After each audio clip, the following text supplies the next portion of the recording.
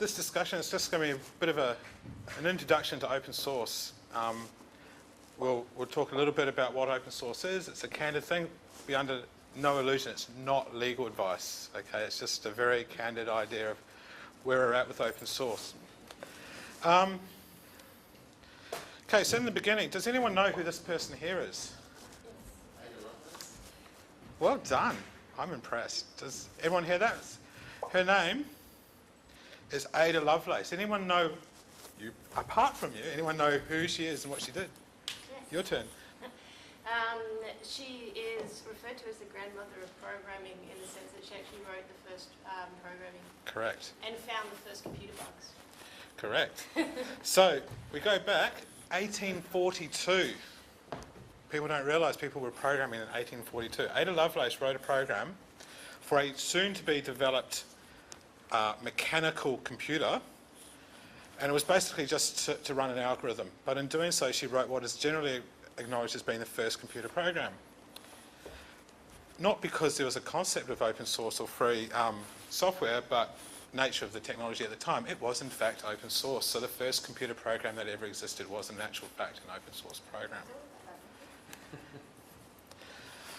When we sort of jump forward into the 1900s, in the early days of computing, most source code was actually open, and a lot of it was being developed in universities and academic institutions, and there was no concept of proprietary software, and so most software was by nature open source software.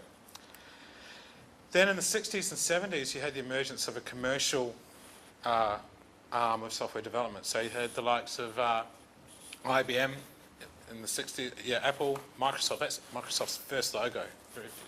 I had to hunt that one down. And so with this came proprietary software, where software was encrypted, you couldn't have access to it, you bought it, you got to do what it told you you could do, and that was it. That was the end of the story. At the same time, there was one of the major platforms was called Unix. Most people would know Unix.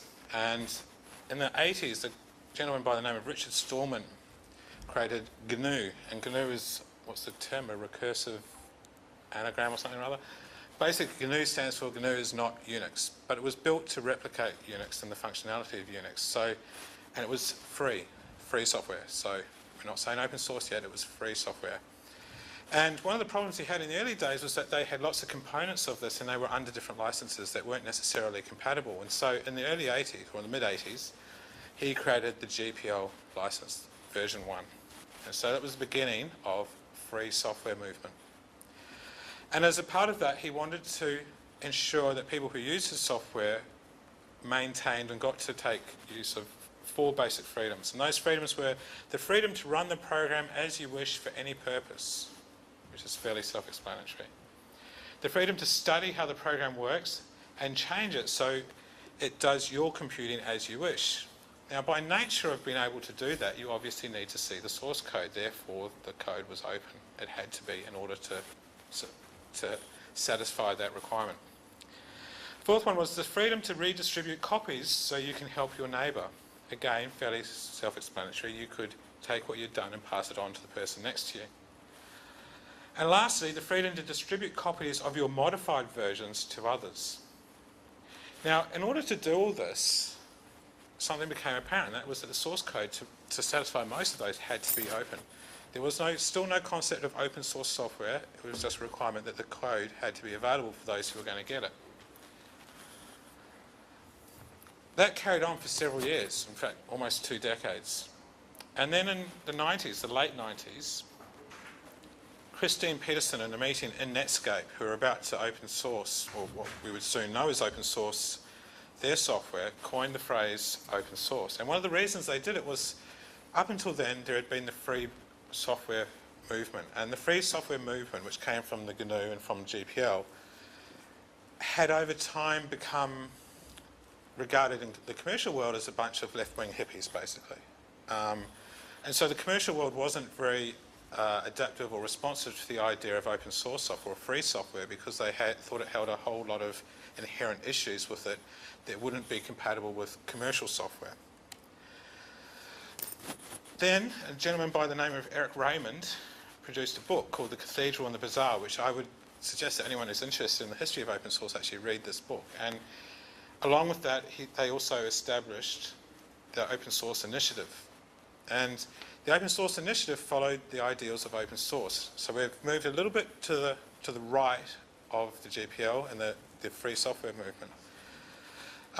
Just here, just an example of some of the open source licenses that you can use. And you'll notice that in there is the general GPL license and the LGPL license, but there's also a number of other ones. And we'll come back to it shortly, but there are some differences between what makes something open source or free software. All free software is open source, but not all open source software is free. And we'll come to that shortly. Okay, so there is a common term that you'll hear sometimes called copyleft, and that's what the GPL is. It's a copyleft license, as opposed to a normal copyright type license. And one of the things is that with the GPL you get a certain viral nature to it. So when a person produces software using a GPL licensed software, their derivative work, so what they produce, must also be using the GPL license. So if I took a program that was entirely GPL and I took that and I modified it and I redistributed it, that redistribution must be under the GPL license. So that's the viral nature of it, because that new bit of software has a GPL, which in turn will cause the next person who uses my code to also maintain that license. So that license will have a viral effect and go through the life cycle of that software. When you look at these other licenses like the MIT and the BSD, which you'll see a lot, particularly in libraries, so the fractions of code that make up parts of code, they're often free, BSD and MIT, and these are very permissive licenses. They essentially say you can do whatever you want. You just have to maintain that license with the portion of the code which is using that license, but whatever you do with it, you could use it in commercial software, you could use it in proprietary software.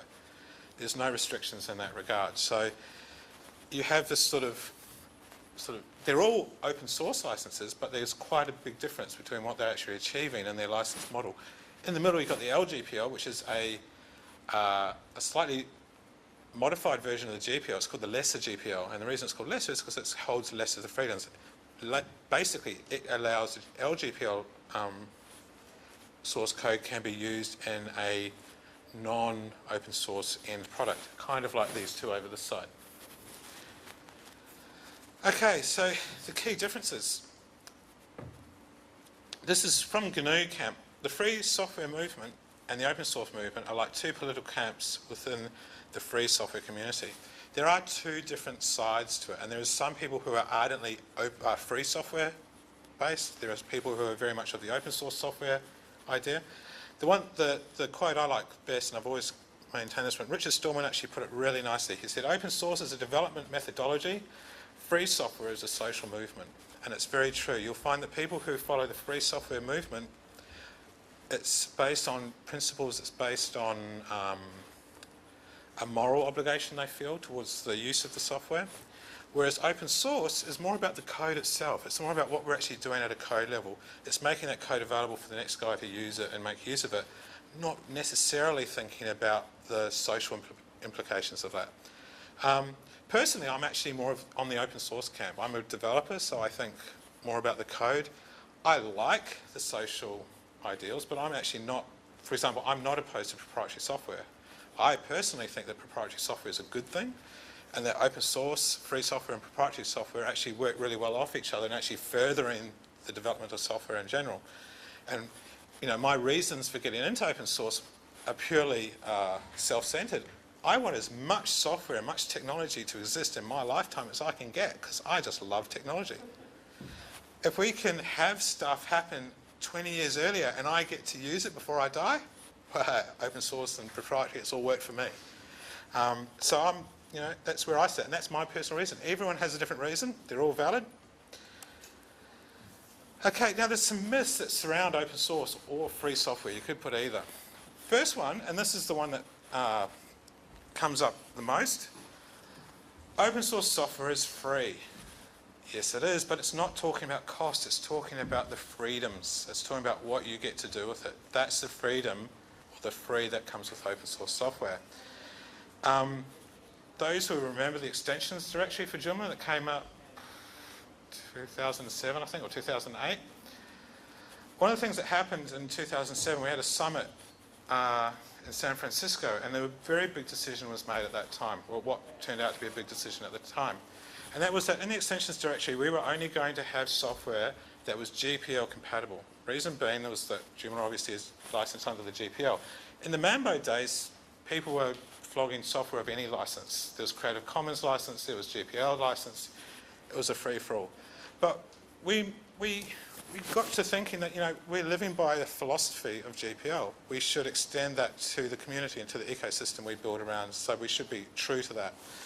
And of course, a lot of upset at the time. There were commercial developers of extensions who had proprietary licenses freely available, and they were obviously very upset. And there was people who were saying, and then what happened over time is that people started adopting GPL licensing but charging for it, and that caused the next sort of uproar because people were saying on the forums, you have a look through the older forum posts, getting quite upset about the introduction of commercial software in the extension directory because it wasn't free. And they assumed that because it was GPL, it had to be free as in cost. But that is a myth. It's got nothing to do with it.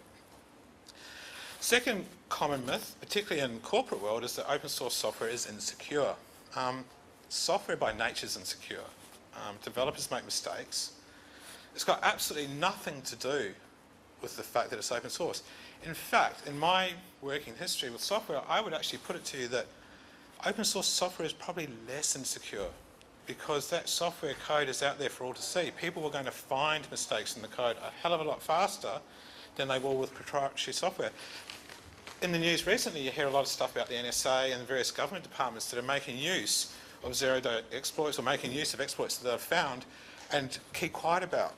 They find a way to get into something and they keep quiet because that's suitable for a government agency to get into various systems for decades. If no one else knows about the hack and they do, hey. But open source doesn't afford them that because the source code's open. If they find it, you can be pretty sure someone else is going to find it within the next few days and it'll be fixed generally a few days after that. I've heard people say Joomla specifically is insecure. Well, in actual fact, if you look at the history of Joomla, Joomla's been very, very secure. Extensions haven't necessarily been all that secure, but Joomla itself has been pretty rock solid for a very, very long time. Third one, again, this tends to be something that comes from the corporate world, but they think that it's made by left-wing hippies, who I refer to. Yes, probably there are some left-wing hippies. Richard Stallman's probably a bit of a hippie. There's various people. I'm very much of a capitalist view. I'm definitely not a hippie. So there's a full spectrum of people there, but the idea that they're all sort of left-wing radicals, it doesn't wash anymore. Open source software removes your IP, and by that we're talking about intellectual property. It doesn't remove your IP. That's simply not true. IP actually extends to a lot more than little bits of code. IP is about a much bigger picture, and when you're developing software using open source or free software licensing, you are not removing your IP. It's a different kettle of fish. Lastly is the thought that you get no support from open source software. I beg to differ because, as the keynote mentioned this morning, there's some 600,000 odd people sitting on the forums there, many of whom are your support crew if you're using Joomla. Likewise, if you're using any of the other major platforms, you've got a massive community there who are not only providing support when you have questions, they're also providing support when there is maintenance to be done and all the things like that. So again, open source communities, they don't have a sense of commercial reality. They don't have to worry about things that a normal commercial company would. So they'll say when there's something wrong, they'll fix it, and they'll give you the support to get that to happen. Okay, so a couple of reasons why people get involved in open source. One of the common reasons is cost, and I must admit that was the first reason I first got involved in open source, which was about 15 years ago, I think. No, 14 years ago. I had a software project which we had to knock out very quickly on a very low budget. And the quickest way to do it was to grab an open source platform as a starting point to do it. And that was my personal entry into the open source world. That was in 2000, I think, 2001. And shortly thereafter I needed a website. And so, again, I wanted to do something quick. I was an systems integrator at the time and a developer. And we needed something quick, so I actually used a very, very, very early version of Mambo, the first open source release of Mambo, which, if anyone who doesn't know, Mambo was the precursor to Joomla. And with that came, obviously, the second reason why a lot of people do it, which was the freedoms. With that, I was able to modify and manipulate it, and soon, it wasn't my original intention, I was producing websites for the local community. I'd actually just recently moved from Sydney to Albany, which is you were talking about the rednecks, well, Albany's WA's same place. And I was very much a fish out of water. I'd come from 15 years living in Balmain, Rozelle, Surrey Hills, my last place was in Chippendale, to having kangaroos and cows over the back fence on a 2-acre block 20k away from Redneck Central. Community. This is one that people don't realise when they get in there, but it's something that got with me, and it became infectious. There is a huge community spirit behind open source, and I'd encourage anyone who's not actively involved in open source communities to give it a go. Back in that place in Albany, which incidentally Albany is actually a really, really nice place. But back then, I was very much a fish out of water. There wasn't a lot of technology there. I didn't know anyone in town. So, having used Mambo, I started writing documentation for Mambo. And pretty soon, I was spending most of my evenings writing the documentation for Mambo. And then I started doing developer documentation, which didn't exist for Mambo. And I got more and more involved. There was, Michelle was the lady who was looking after the documentation effort at the time, and got quite involved in that. And I was spending most of my nights on a 56k modem, which I only got about 19k out of because I had electric fences running along the phone line. I'd sit there and I'd spend 2 or 3 hours each night just writing software. What I got out of it was this group of friends and people who I could talk to who thought like me, did what I did, enjoyed what I enjoyed, something which I wasn't actually finding in that environment in Albany. So now I had the best of both worlds. I had the scenic beauty and a great lifestyle of Albany, but I still had that sort of tech fix I needed each night. And then there's the principle. So there's people who get into it purely based on that ethos of free software. And these are all valid reasons, and no one should shun or, get up each other about why you got there. The reason is you're there, and use it because it's there to be used. Okay, so how does this relate to Joomla? This is how it relates to Joomla specifically, and it's this bit of code that you'll see at the top of every single PHP file in the entire distribution of Joomla. And it's actually the @license line, which is the GPL version 2 or later. And that reason it relates to Joomla is because Joomla is obviously licensed under the GPL v2 or later. And that means that it is viral in nature. Yes, if you hear that, that's true. If you create a website with it, it doesn't mean you have to give someone the source code. If you've created code for it, it doesn't mean you have to give them the source code.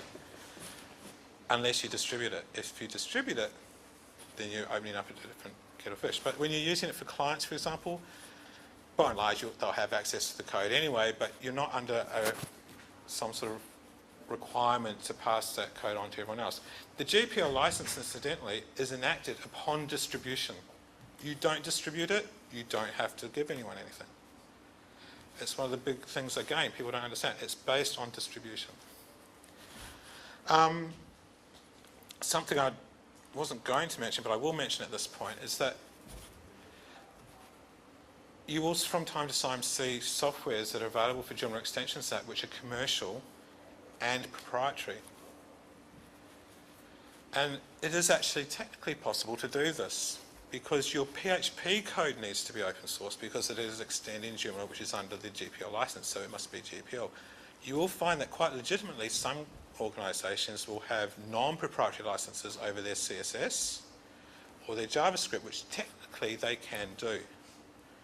And I've had a few people come yelling, oh, look at this guy, he's selling it, he can't do this, we should get up, blah, blah, blah. It is actually possible. You then come around to the sort of moral grounds of whether it's ethically a good thing, and some would say it is, some would say it is, and that's really just that's a sort of a subjective argument that you could go on forever. But it is technically possible to have software that is in the ecosystem. I've actually gone a lot faster than I was expecting, but the main reason I wanted to draw attention to was that we're all involved in this thing called open source. It's a wonderful thing. It's not a scary thing. There's lots of reasons why everyone will be in it, and everyone should enjoy being in it. I would encourage people to get involved if you've got time, because you'll find that what you get out of it is often a lot more than what you put in it. I've not been a part of the Joomla ecosystem directly for about 6 years, but I come every year to the Sydney JoomlaDay. When there's a Melbourne JoomlaDay, I do that. I do stuff with the Joomla user group in Melbourne, in Perth. And the reason I do that is that it's fun. It's a bit of fun. It's a social activity. Some people play cricket. Some people, play rugby, soccer, whatever. I like to write code and give it away. Are there any questions at this point? Nope. That was easy. I've actually gone way, way faster than I was expecting, so we've got some time up our sleeves, I'm afraid. But yeah, I hope get involved, have some fun with Joomla, use it, get onto the forums if you can, get involved at that level, and just yeah. Can I ask a question outside? Yeah. What do you use Joomla for? All sorts of things. My day-to-day work, I do development of sites for creatives, so I'm about as uncreative as you can possibly get. So I work with creative agencies or creative departments inside larger organisations, and myself and my team, we provide their software engineering. So we'll take their content or their designs and turn that into a Joomla site. We're not exclusively Joomla. We'll fiddle around with WordPress a little bit. We do write applications and bespoke stuff from scratch. We create custom components for Joomla. So there's some quite large companies in Australia that in fact one very large company in Australia, we've written an entire application for them which was actually built with Joomla. So we took Joomla as a basis, stripped out a whole lot of stuff, all the content all gone, lots of stuff gone, and then we but used it as a framework that we could base everything on. I've finished anyway, we're passing time. Thank you very much.